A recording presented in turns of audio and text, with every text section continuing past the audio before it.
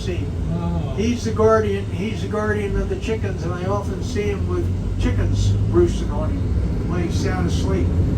But if I went near that fence, he'd come out barking at me because he's there to guard the chickens. So anyway, field corn.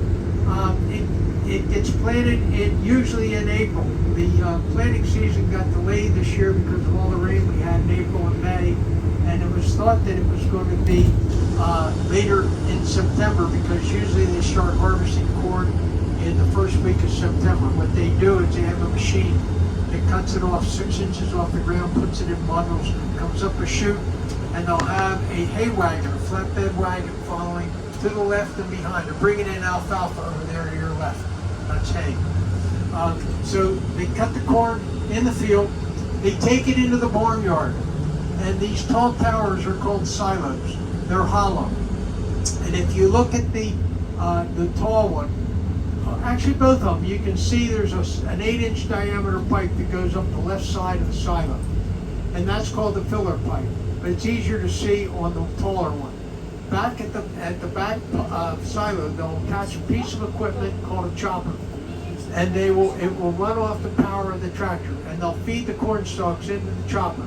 It chips it up like a wood chipper would. It blows it all the way up that pipe, all the way to the top, and it falls by gravity down to the bottom.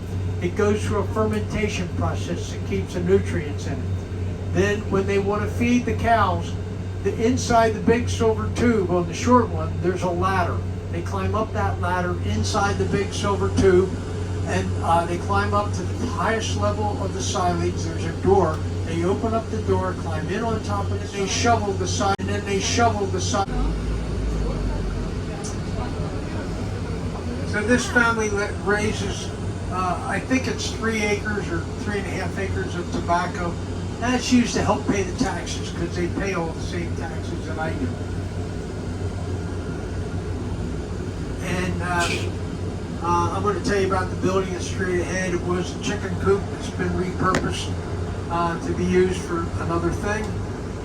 But I'll talk. I've been in this business for 41 years now.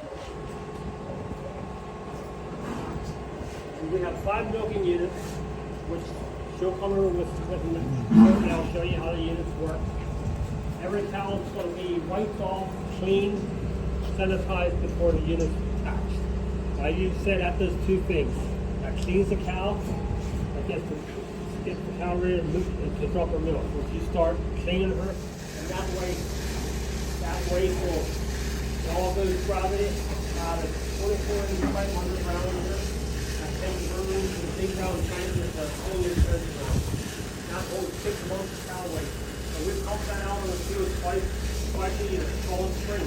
Every time before spring, we move puppy and turn around to the way next crop. And right in there, that's what we got here. The crop that you see out in the field.